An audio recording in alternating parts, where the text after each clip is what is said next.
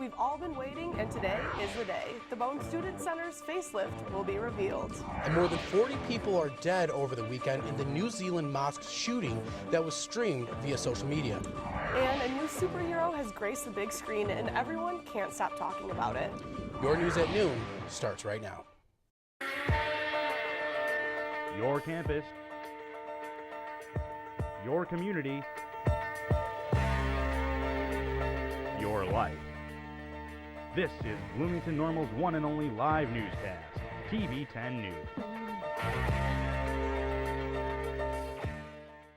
Before we go on, I just want to say the new 80s theme as we're getting closer to the TV 10 reunion, looking great. That music and the iconic blue is a little bit of a change from the red. It's good. That we I see like now. it. I like it's it. awesome. It's enjoyable. A little bit of a change.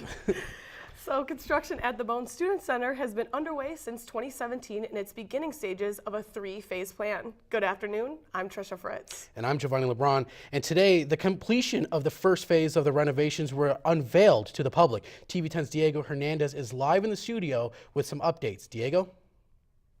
After about a year and a few months of construction, the Bone Student Center revitalization project is slowly coming together. But this morning at 10 a.m., the Student Center decided to open its doors to some of its brand new additions. Take a look.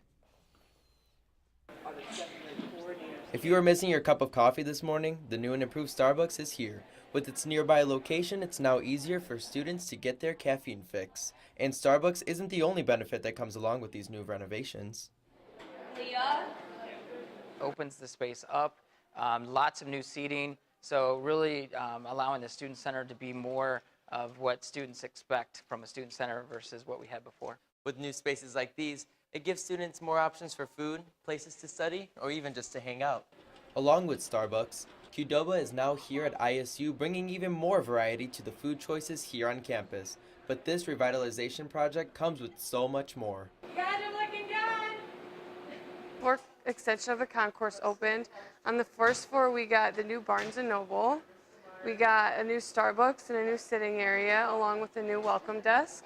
On the second floor, we opened Qdoba. That opens at 11. And then we got a new sitting area, along with a fireplace and a new elevator. Being there today, I got to see the happy and yet confused faces of the customers because the look of the Student Center is so different. A grand opening celebration is being planned for the end of April to really show how big of an improvement this makes to ISU's campus. I'm Diego Hernandez for TV 10 News. Back to you guys at the desk. Thanks, Diego. Over the weekend, Bloomington and Normal investigated multiple shots fired at different locations. Normal police responded to a call of shots fired at 1:45 Sunday afternoon around the 700 block of Jersey Avenue. Bloomington police are also investigating shots fired around 3 p.m. Sunday on Tracy Drive. These have been reported as separate issues and no one was injured. 2 people are being charged with possessing a stolen vehicle with a Class 2 felony. Wendy Webb, age 26, and Larry Waters, age 30, were stopped Friday in an SUV that was reported stolen from Peoria. Webb was jailed and fined in lieu of a $235 fine, and Waters was also jailed in lieu of a $835 fine, as well as told to avoid contact with Webb. And Crime Stoppers of McLean County is asking for the public's help in finding a person who is wanted for a felony. Rafika A. Hooks, age 42, stands 5 feet 9 inches, weighs 145 pounds, and has brown hair and brown eyes.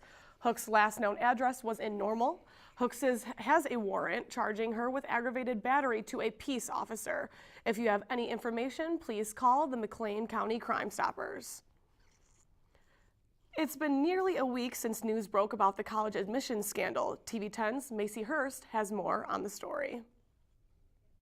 Many wealthy and influential parents, including famous actresses Lori Loughlin and Felicity Huffman, allegedly paid millions to ensure their children's admission into various universities. No, just, worried about their future. The ringleader of the whole scheme was a man from California named William Singer. Singer claimed to be a college counselor, but would actually hire third parties to help students cheat on standardized tests in exchange for bribes. In some cases, he conspired with coaches to fake athletic credentials for non-athletic recruits to get them into elite schools. I know a lot of friends who are athletes and didn't get into the schools they wanted because there wasn't enough spots for their athletic participation. So I don't know. I think it's pretty messed up that they did that, and I think they deserve what they get. Singer pleaded guilty to racketeering, conspiracy, and other counts last week. Of the 50 individuals charged, 33 of them are parents. You're going to use what you have to help your kids get to where you'd like to see them be. So it's not really surprising, but it's, you know, it's horrifying at the same time because it's unethical, and you always hope for people to do better. In a world where some students can't even afford $12,000 community college, it shows we might have a bigger problem at hand. Macy Hurst, TV 10. Investigation is ongoing and has been given the code name Operation Varsity Blues. According to the U.S. News and World Report's best graduate schools, 3 of ISU programs have rose in the rankings. ISU grad program in education moved up to 88th from 108th.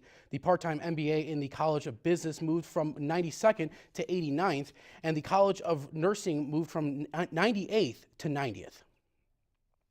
And needing help filing your income taxes this season? Well, low to moderate income families as well as senior citizens can receive free help through several trusted programs across the state.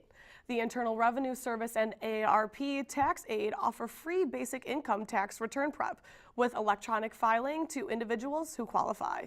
The April 15th deadline is approaching quickly, so make sure to head out to one of the 300 locations across the state that offer this free service. Normal City Council has plans to restore and preserve the history of properties. TV 10's Lydia Kogan has more on the story. Normal plans on limiting the award to $4,000 and also requires the same amount matched with the homeowner. This is called Bone Grant.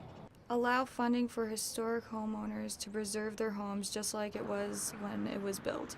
Others say this is a good idea since some of the homes were lost due to student housing. What's kind of tragic is that so much of the historic area surrounding the Illinois State University campus was lost in the 1960s and 1970s and 1980s. As ISU grew, it went from a normal school, a teacher's college, to a research university, and a lot of historic housing around the ISU campus was lost to substandard student housing.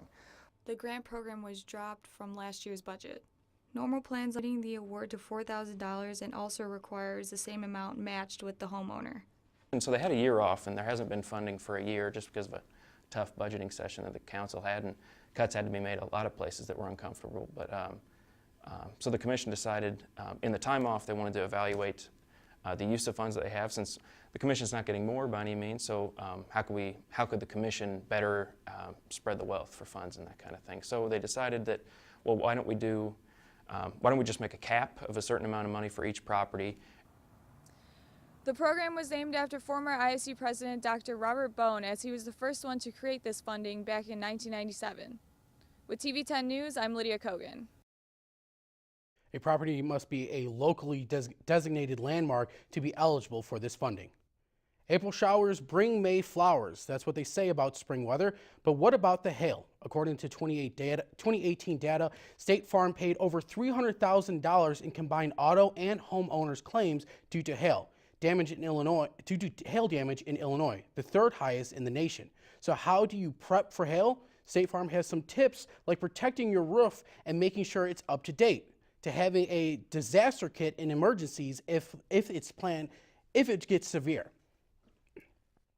And St. Patrick's Day is normally celebrated with a bar crawl and a cold pint of Guinness, but these Irishmen celebrated a little differently. TV 10's Ashley Visconti has more on the story. This block of Lincoln Street in Bloomington was filled with festive runners for the St. Patrick's Day 5K on Sunday afternoon. The race has been held here since 1986 and is a flat out-and-back course. It also includes an untimed mile and 5K walk. You're walking, remember? We're walking. Oh, this is a good one. I love doing this race every year. I think it's my 5th year doing it. First big race of the year, so it kind of gets the whole running community out together. We all dress up, we have a good time. Many runners have been at it for years, and some are even training for longer events.